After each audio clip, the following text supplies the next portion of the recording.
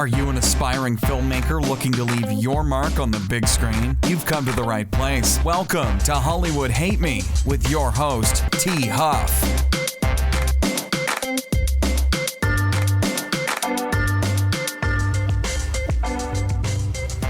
What's up, podcast world? This is your host, T. Huff. Welcome to Hollywood Hate Me. This is episode 6. In this episode, I talked to Jeff Janke, the writer, director of Highway to Havasu. I decided to bring this guy, Jeff, on because I heard his story about him making a feature film. Like, he pretty much put it on the fast track. He wrote the script. Right after writing the script, he went into casting. Then from that, they started shooting right away, which is really cool because, you know, a lot of people procrastinate. I find myself procrastinating sometimes too. And this guy, Jeff Janke, and his crew decided to go out and just make the film. And they had a lot of fun doing it. You could tell by the trailer. You could go ahead and check the trailer out on HollywoodHateMe.com. If you want to know more, after checking out the trailer, you want to know more about Highway to Havasu, where you could check it out and stuff. These guys are pretty much traveling around the country with the film, having screenings, and just sharing the spring break type of film, just pretty much around the United States. You know, it's nice that somebody's making a comedy. There's not that many indie comedies out there. I love my indie comedies because they're hard to make. But yeah, that's about it. So let's just get right on to it. Hope you guys like what you hear. All right, peace. My name is Dylan Green. I'm from Bend, Oregon, and my life, it's been fine. You have like the hottest teachers in school. Until yesterday. I did not know that breaking up with you would be so easy.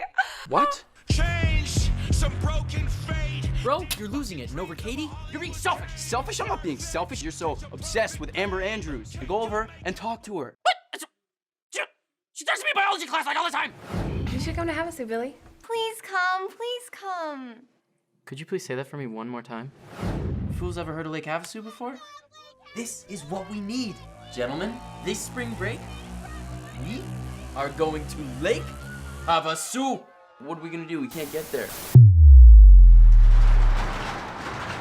You stole the highway? What the? It's a strip club diner in the middle of nowhere. Probably a bad idea. Welcome to Beware of Tits, where not only the food and drinks are bottomless, but so are the girls. Hey! It's a bottomless strip joint! We don't show our tits here! This is our week, all right? You ready? We could throw our own parties. Cruise the lake. We're here about the backyard boat. I'm Sarah, a Havasu local. You gotta surrender yourself to life's challenges or you'll never experience it. Oh, shit! That was awesome, kid! I mean, you and Maxie just left me. I don't even know where he is. He's probably dead. It's time to lose it, my virginity. Yes, you can, and you will. Wait, you're not coming with us, are you? If it was up to me, we'd all be coming together by the end of the night.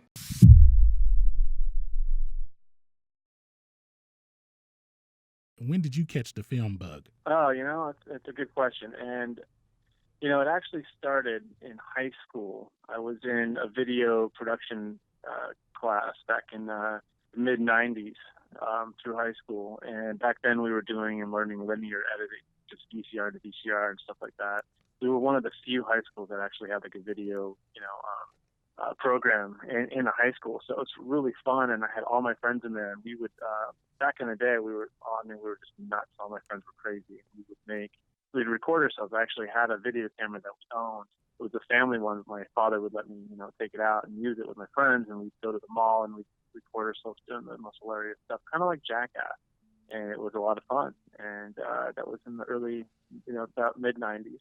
And that was kind of the start of it. And then I kind of lost touch with it, went a bunch of different directions.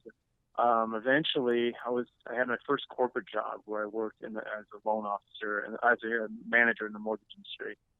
And I always needed a creative outlet because I was a musician for a long time. And eventually I moved on from that, and I became like a photographer and stuff. And I decided that I was going to, write a film. And the first film that I wrote was called Scabs, and it's about two best friends who love getting jobs just to see who can get fired first. And it's based on true events, an idea that I came up with some buddies of mine back in the 90s. And it led to some really hilarious stuff when you're trying to get fired. And so me and two of my buddies got fired from the movie theaters, actually, within 6 hours of an 8-hour shift. And it was some pretty hilarious stories that are involved in that. But that, along with a couple of years later, the grocery stores went on strike, and we became supermarket scabs. And we lasted about a week and a half, just going crazy, trying to get fired, and it was insane. And the stories that came from those two experiences kind of catapulted into me wanting to create a film. And so what I did is, not knowing anything about how to write a feature film, I decided I was going to do it and figure it out. And I actually hired someone to help me put it in screenplay format. And it took about 4 years, but I eventually finished it. And that's where it all kind of started. At the time, though, we weren't really doing video stuff. My wife and I were photographers, traveled a lot doing weddings and stuff. And then all of a sudden, when the DSLRs came out and stuff like that, we were able to really learn, how to shoot and stuff. And so, I got into doing some music videos and stuff, and shot a music video for a band called Hollywood Undead. That was a lot of fun, and got to do some really cool stuff. And eventually, I've been saying since Scabs, I need to write a movie that we could realistically pull off. Because the Scabs movie idea was, multiple $1 million to do the right way. Okay, yeah, that's what I was going to ask you. Did you ever finish Scab? But I guess the budget was too big for that one. At the time, it was, because this is before you could, with the technology they have nowadays, everything was shot on film back then. It was a lot of money to make a film and do it the right way. And I had some interest in it, but I didn't really understand the industry and how to pursue it. I've been saying since that time, actually right now, I'm actually in the process of rewriting Scabs. It's about, 8 years old from when I started it. Mm-hmm. And I want to rewrite it, even better, because I know a lot more now and understand how to write better too. It's a very actually funny, good film. I I want to do it right. I want to do it justice. And after, you do your first feature film, Highway to Havasu, being mine, and I'll get into that story, how that came about when you're ready. But I learned so much, and I want to take what I learned and be able to transfer that to paper and create a really, the best possible screenplay for Scabs and do it justice. Okay, great. So you said that you had this idea for Scab, right? But then you figured out that the budget would be a little too much for you as far as you being able to handle it as your first film. So then you went into making a few music videos. I saw a couple of them. What was the name of the band again? That video had a lot of views. I think it has close to 12 million views. Yeah. It's for a band called Hollywood Undead. The music video is called Been to Hell. I also did some stuff and directed behind the scenes and the street crew for another video there as well. And I did shot their album cover for American Tragedy and stuff. And yeah, that's great. So was these music videos your somewhat, what can we say, like a film school of some sort?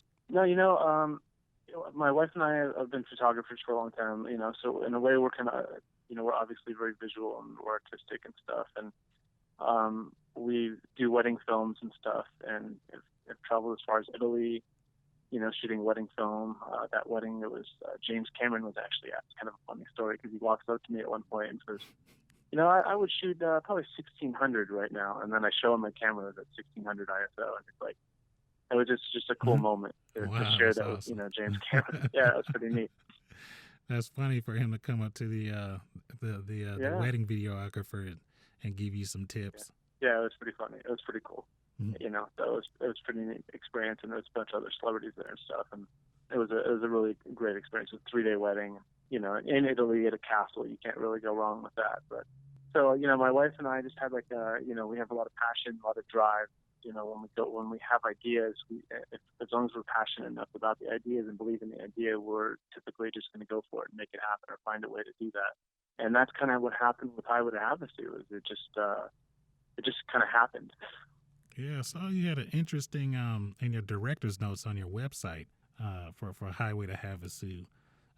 You had an interesting director's note as far as how you came up with the idea to the film. It like just struck you, right? Yeah, exactly. So can you talk about that a little bit? Yeah, absolutely. So it's a very interesting story, actually, how it all came up. I had a friend over And like I told you before, I've been saying some scabs, and since, we were able to shoot stuff on our own and create, visual pieces, like music videos and stuff. We've been saying, I've been saying for a while that I really need to write a movie that we can realistically pull off. That's not just, too crazy for the first one. I think the first one needs to be something realistic. And so what happened was, I said that out loud while a friend of mine was over. He was talking about this short film that he did for an independent film festival, or he was going to do. And I said out loud, like I always say, I just need to write something that I can realistically just do.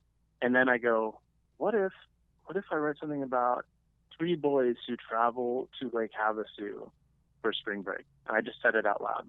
Well, right there, it kind of just sparked, the passion right there. I was like, whoa, I like that. I like that idea right there. I knew something was there in my mind. And so that night, all of a sudden, I couldn't sleep. And I just had all these ideas just flood into my head. And so I opened up my notes app in my iPhone, and I just started typing forever until I literally could, I was cross-eyed, and my eyes were just burning. And it was probably 3:30 in the morning when I finally fell asleep. And I woke up, and I just knew going to bed, when I fell asleep that night, that by the time I, woke up, I was going to start writing. And what I didn't realize at the time is that 3 days from then, I'd have a completed script, 90 pages, the first draft. Wow. And yeah, which is crazy. I just literally wrote, once I finished the whole first act, 30-something pages in the first day, I was like, geez, I'm gonna get through this, because I kept having more stuff to write, and I couldn't sleep. So the next day I woke up and I wrote the whole second act, and then the third day I wrote the whole third act. But by the second day, I said, I'm going to finish this movie in 3 days, because I just knew. And awesome. I did. I held myself to it. Yeah, thank you. I appreciate that. It was an amazing task to actually accomplish, and I did.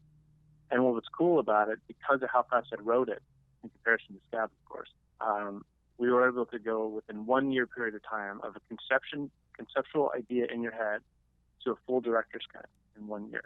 And I just think that's pretty powerful to say that, with us casting and pre-production, and we worked our tails off on everything, every aspect of this, and did everything we could to make it happen. I thought I wrote my script pretty fast, my Bag of Chips script.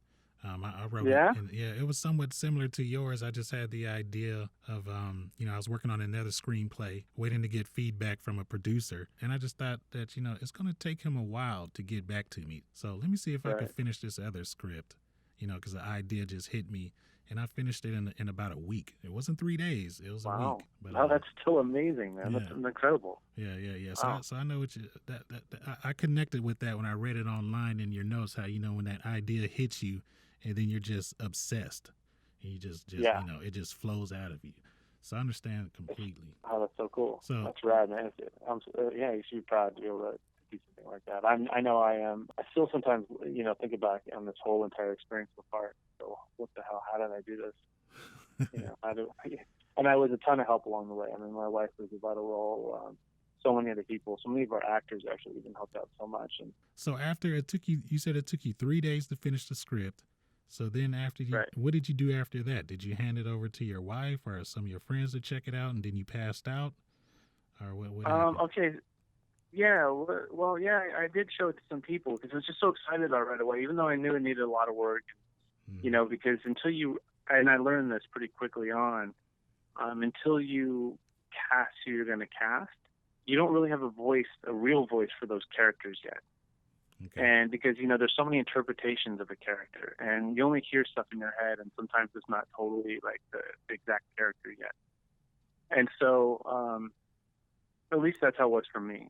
And so what I did is I happened to be going to LA that same week I wrote it. So, I went out to LA, and I ended up holding my first casting within the same week that I wrote the script, because I was like, I have to make this happen. I'm not stopping until this is done. Wow. And I literally haven't.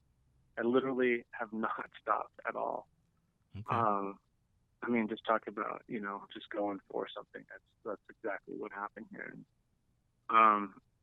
So I held a casting, and I saw some people. I didn't actually cast anyone else on my very first day of casting, which would have been a neat story if I had, what happened was while I was casting, I learned so much because I saw things in people that were like really unique and different. And what I did was, and I just really liked them for certain things, but I knew they weren't right for certain characters I had in my movie. So as I was writing, I would rewriting, because once I did cast the main actors, I literally rewrote the entire film for the way they interpreted the character. And I could see little things that I could do with the way they took the character and make their attributes and their strengths shine.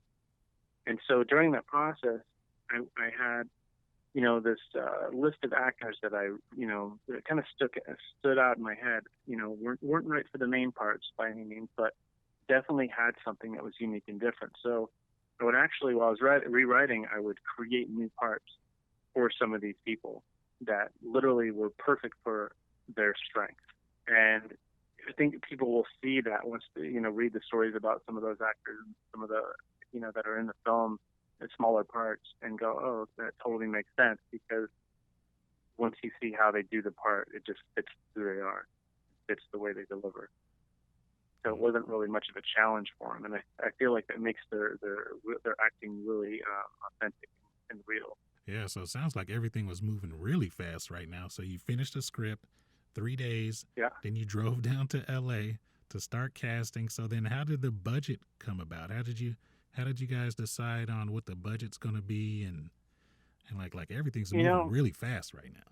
Yeah. So what I didn't know was that at first, my wife and I were planning on just kind of paying for everything. Okay. And then my father, who I'd sent the script to, actually ended up giving it to my aunt, and I didn't even know this. All of a sudden, I get a text message from her one day saying, "Hey, I read your script, and I love it, and I'm really interested in getting involved." I was like, okay. And then so we set up a meeting, and I just had a feeling of something about, because of her passion for, I didn't realize she was in a film club and stuff and loves going to all these independent, see independent films, and she's really into that stuff. And I think she's been looking for something to do, and have a passion and kind of like go after something with her passion.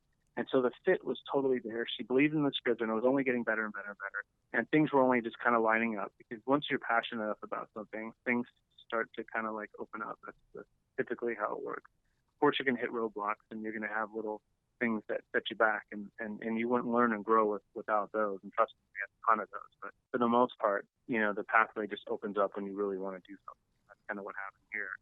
Okay. And everything just felt right. And so between her and myself and my wife, we ended up paying for everything, which is a lot of money, a lot of money. But, we shot with an Arri Alexa. We had a crew of probably 25 people plus. We had 40 actors. We had, I think 6 or 7 homes that we rented in Lake Havasu. It was about 40 days of shooting, a road trip. I mean, it was pretty intense. Oh, wow. That is intense. Yeah. So you shot for 40 days. I know everybody listening is going to be thinking, okay, are wondering, like, what you notice are the people going to ask at the film festivals, are your screenings, what did you shoot on, and how much was your budget? You don't necessarily have to tell me what the budget, what your budget is, but what's like the ballpark that you guys had? It sounded like you had a large crew. You shot for 40 days. That's a nice amount of days of shooting. So it sounds like you had a decent budget. Yeah, I mean, they tell you when you speak about your budget for film, when you're trying to sell it, of course, just to give the finger that, it's basically, under 10 million. Okay. And that's what they tell you to say. So I got to stick at that for now. But okay, that's fine. Just let's say that it looks like, it was shot for a lot more than we actually spent. Okay. And it should have been, a lot more than what we spent, but I pulled every single favor possible. I had so many people behind us, It did cost a pretty penny, there's no doubt. And it's funny because I wrote this with, no real goal in mind other than I want to follow passion. I don't want the money to be the motivation. I want the passion to be the motivation, and everything else will follow. I want to, I had 4 principles that I kind of built, this whole experience around with all my actors and all my crew, and every single person I hired, I would have a phone conversation with or in-person conversation with. And I said, here's the 4 things that are the most important. 1 is attitude. You need to have the right attitude. 2 is passion. You got to be passionate about what we're doing, passionate about wanting to be part of this film. And 3 is being open-minded. And that was a lot for myself because, when you're the writer, director, it's important that you're open-minded because you don't want to, if you're closed off, you're going to limit opportunities or things that could potentially, really help make the film. And for instance, I'll give you an example. I was struggling on a wardrobe issue that we were having for when we were shooting the boys on the green screen or blue screen, depending what we decided on for all the driving sequences. Mm-hmm. And because of, the boys steal the auto shop teacher's RV, and the RV is called the highway. So they steal the highway and take it to Havasu. I needed them not to be wearing blue or green, for keying purposes and for the green screen footage, depending if they went blue or green. But both of the actors' main outfits that they had, one had blue and one had green. So I knew that there had to be a wardrobe change, but it was like, how are we going to do it? And my wife came up with the idea of all blacks, which is what you see on the poster. And it really changed and added so much. It was just something I hadn't thought about yet. And once she came up with that idea, it was like, and if I hadn't been open-minded, at that, there's certain things you got to stick to your guns, but you also have to be open-minded to people's ideas and suggestions. And so the open-mindedness really was meant for myself more than anything else, but I still wanted to share it with everyone else. And then the last one was just being driven to make it happen. So I wanted everyone on the same page as much as possible. And as long as I shared my vision with all my crew and my cast, I felt like that would hopefully go a long way or take this project closer to where it needs to go. Yeah, that sounds great. That's something I'm going to have to incorporate into mine when I start the casting and the shooting of the film. Yeah, so make sure everybody's passionate about the actual story, the film that we're trying to make, and that everybody's on the same page. It really is. It's such a big deal, I'm telling you.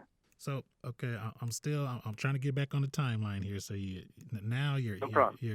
rehearsing. Not rehearsing yet. How long did the casting process take? That's a good question. We did about 5 rounds of casting in different studios in Hollywood. And then we did a ton of over the Skype calls and video submissions. So we had tons of people submitting, and how we saw each actor a little bit differently. One of our main actors, the part of Billy, played by Andrew Filmer, we actually found him. We're having a hard time with that character because he's very special and he carries a lot of the film, and he had to be very unique and he had to fit right with, the feeling of Billy. And when we got this video submission from his agent, and we just that's him, we know it. We just knew it. And so when he was coming in to read for us in the audition, he didn't know this yet, but he was like, we pretty much had, said this, we have to make him, Billy. We just felt it, and he came in with the right energy, and we kept him there for so long, had him read all these different parts of different people and put him on the spot, and he just took to it, and it was a rad experience. It was an amazing experience. So we casted for quite a while, and then as I wrote new parts, I would do a lot of video auditions and stuff, and then. So was the video auditions pretty effective? It sounded like you found one of your key roles through the video auditions. Well, yeah, we did. He ended up coming to the callbacks after the video auditions, and then what I did is because one of the 3 boys couldn't make the callbacks because he was out of town, so we ended up doing another meeting with. Having all 3 boys together and running through a bunch of different scenes, and I put him with his potential love interest that we had already pretty much casted, and also with another actor that had a lot of dynamic role with him, with the part of Maxie, and I really put all the actors through a lot, and I wanted to do this because I wanted to, I really wanted to feel them out and see where they could take things, see how they could improvise, and kind of put them on the spot a little bit and challenge them, and to kind of test how ready they were, and willing and excited, Okay, yeah. Was most of your cast from L.A. or was it which part of Arizona are you guys at, or did you shoot? We're in we're in Orange County, California, and Lake Havasu City, Arizona. Okay. So that's where the idea of Lake Havasu obviously came up, Okay. came with, because we're locals here and we know a lot of people, and we wanted to do something also that we felt that represented the town, in different ways, not just the spring break side, but that's obviously an angle that would work for a film, right? So. And did you guys shoot during the actual spring break? Yeah, we shot during spring break. We started in late February through March, and then some in April too. So then how did that work as far as the extras? If you shot during spring break at Lake Havasu, I bet it had to be tough with a lot of partying going on. It was tough for sound at certain times for sure. We tried to arrange our schedule so we could move, work around that.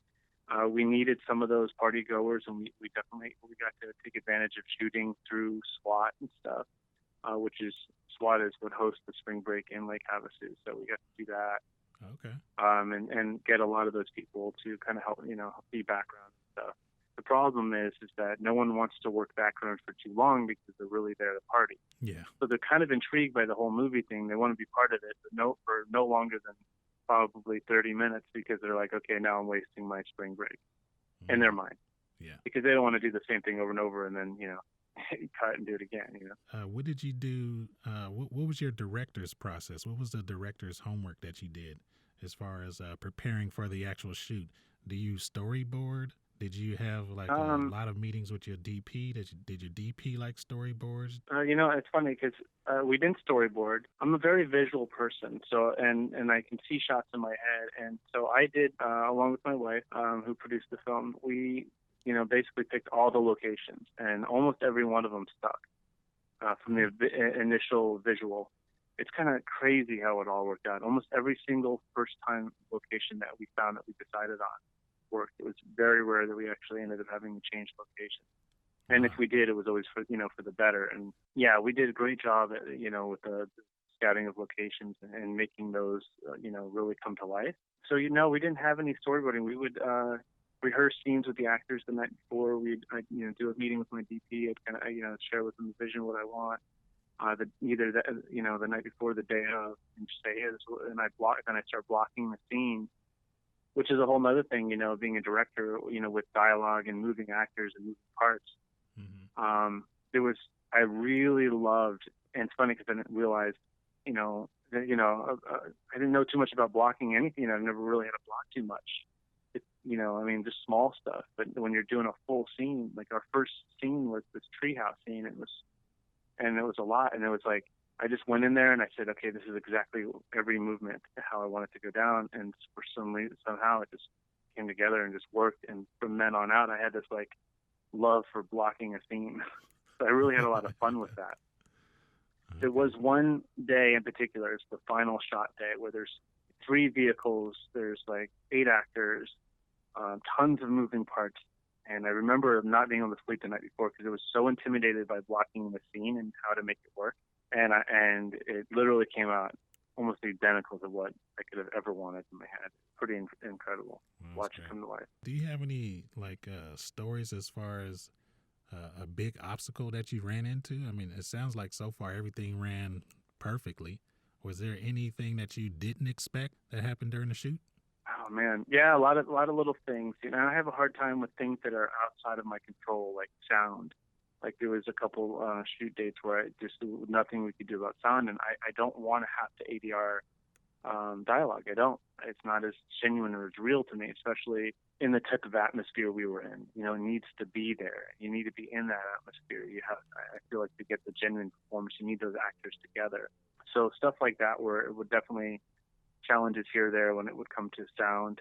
You're working around the lake with there's boats, and there's people partying and sound and music, and across the lake you have SWAT going on, so this low-end bass rumble sometimes going off. We had to reshoot a scene one day. A couple times, about 3 times we had once because of wind, twice because of wind, and a couple times because it's just sound in control. Those things are tough because you don't have budgets you don't have extra money to handle stuff like that. Yeah. When we shoot our little indie films, we don't have the money to just shut down a city block, right? And just drop cars out of the sky and stuff. It would be cool. We're gonna get there one day, right? Exactly. Well, there was definitely a lot of stressful moments. There was a moment where I lost one of my main actors, three boys, and then I called them up and I told them, I go, look, I understand, your concerns with what you have going on right now and taking this long to be able to shoot because he had a lot of stuff he was committed to, and he was worried about how much time we were going to spend shooting, more him and his agent together for his team. And I called him up and I said, look, you're this character. There's no one else for this character but you. And I know that right now, you could just move on or whatever, but I promise you in the end, you're going to be so happy you did this. And that actor was very, very happy that they did it. So they claim it to be their favorite project they ever worked on too. So that makes me very happy that I stuck to my word on that, Okay, so now that you're in, like you guys finished shooting, you had a 40-day shoot, and now you're in post-production. How long do you think you guys are going to be in post-production for? Well, we're almost out. We're actually just got invited to a film festival, the Hollywood Reels Independent Film Festival. And everyone, basically said that in the industry, as far as comedies go, and our type of comedy, you're not likely to get into a film festival at all. You might as well not even submit. But we figured, Amber was just kind of submitting here and there, nothing like, crazy or whatever. We just got notified that we made this, we're invited to this one. And so we're trying to get a final cut. Everything, well, it's fine. It's already cut, but, we're like all the sound is being, all the final mix right now, and After Effects and Final Color. I'll, get all that put together, and we're also doing our trailer right now, which is coming along amazingly, by the way. Okay, when the trailer's done, send it over to me. I'll stick it in the show notes. And please, yeah, that'd be great. It should be done in the next 2 weeks. So yeah. How are you guys planning your distribution, or what is your plan as far as the marketing of the film and getting it out for people to see it? That's a great question, and there's a lot going on right now. So we've already been approached by different distributors that want the worldwide rights to the film, just based on the concept and the premise alone, and I don't know, I guess they see some sort of value in the marketing or ideas for marketing for it, which is great. And a couple of them have actually seen it and stuff. We're in really no rush because there's a part of us that wants to own it ourselves and do it on our own. We believe this. There's a lot of people that believe that we have potential to be a cult classic comedy eventually, and that is an underlying dream that I have. See, I've always wanted to write and be part of a cult classic film, something that you can watch over and over, and for some reason it just grows on you. Yeah, and has a signature feeling to it that that only certain films kind of have, because they have that something about them that's just different. And that's kind of what I'm hoping that people see in this, is to build a kind of a cult following. But so it's hard to say what exact direction we want to go. I will tell you that on the 29th, I leave with a band for a tour with the Highway, which is the RV that the boys steal in the movie. We're taking that on a tour through 42 cities all around the U.S.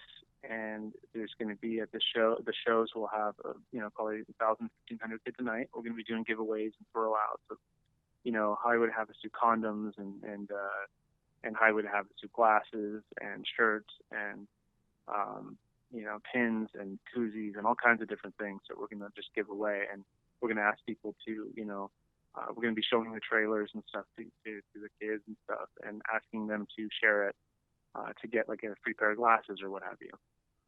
Oh, and so you're going to do like a real grassroots like campaign for the film. That's great. Yeah, it's weird how it all came about, because I was out in Minnesota and we were telling someone about the film.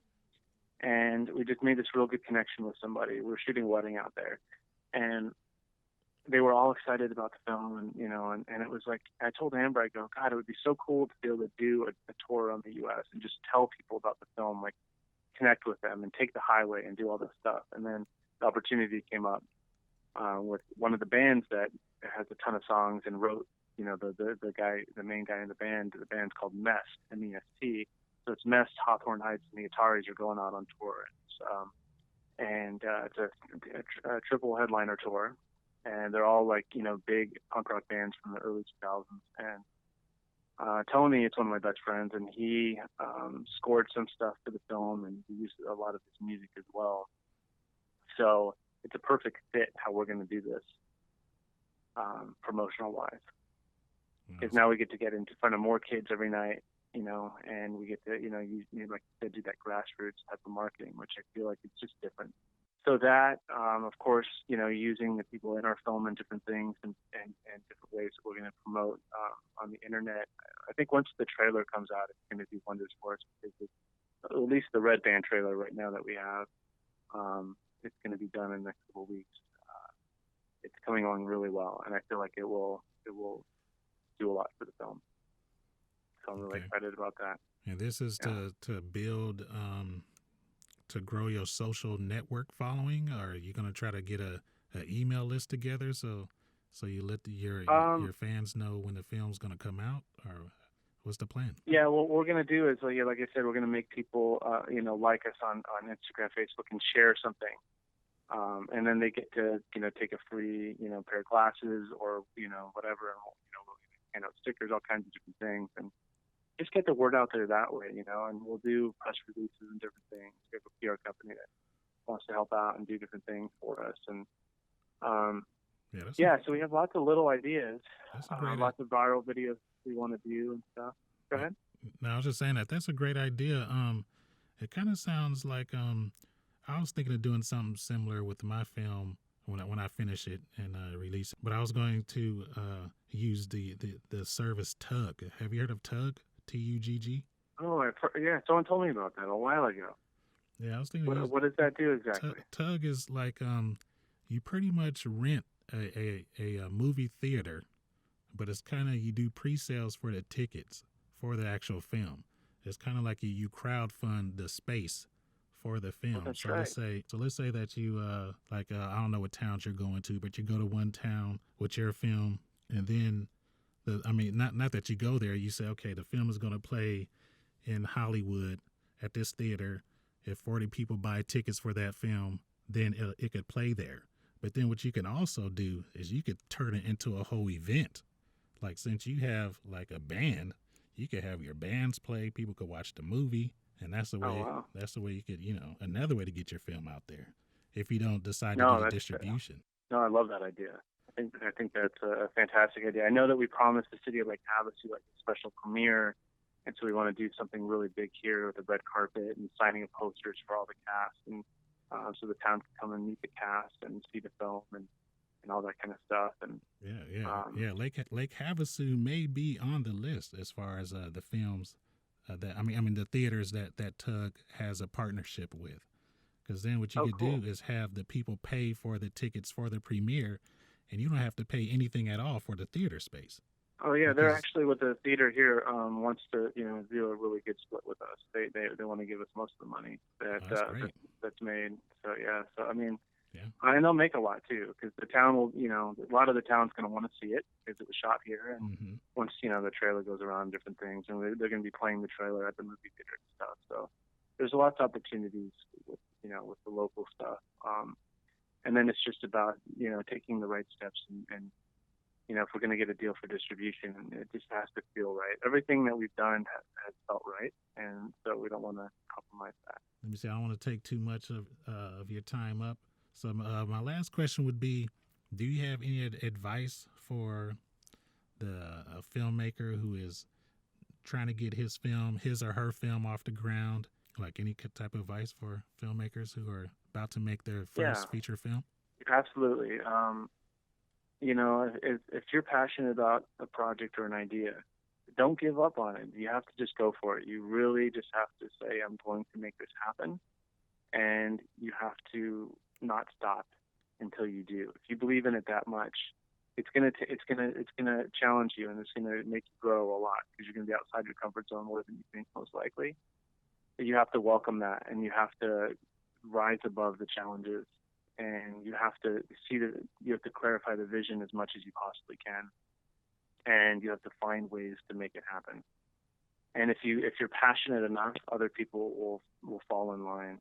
I mean, if people, if you're really passionate about something and you want to do it, people will see that, and they're going to get excited too, and they're going to want to help out. Okay. Yeah, that's great advice. If you're willing to get outside of your comfort zone, like, people will be willing to follow you as long as you're passionate about it. What is your Facebook handles? My personal Facebook, or Facebook for the film? For the film, or your Twitter for the film as well? I think for Facebook it's Highway to Havasu Movie. Okay. I think, and then for Instagram it's Highway to Havasu Movie, I believe. Okay, that's interesting. You have an Instagram for the movie. Instagram's doing really well for us. We have close to like 5,000 followers. We average 500 to like probably 700 hits or likes on each photo that we post. Lots of comments and stuff typically. So that's starting to go well. We're going to push that more and more in these next 3 months for sure. It's going to keep growing. Start to build the following, and the excitement. Yeah, I'm gonna have to take a look at that and see how you're working the Instagram campaign, because is it just like I'm assuming while you're shooting you're posting stuff on Instagram, but now that you're done shooting, like, are you guys creating a bunch of memes, like funny stuff, or like clips from we're about to do a lot more. Yeah, that's something that we've been talking about and something we're going to start doing a lot more of. We've been just, you want to kind of save things. Sometimes it's hard because you want to share everything right away, especially right when it's saying like, I'm so excited, I want to share this, I want to share that.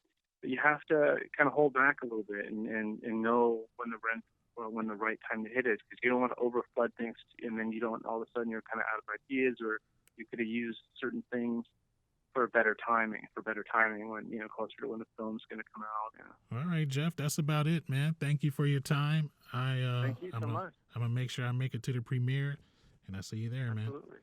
All right. I would love that, man. That'd be great. Thank you so much. All right. Bye. Thanks for listening to Hollywood Hate Me with T. Huff. We here at Hollywood Hate Me love your support and can't wait to give you some movie-making insights in the next episode.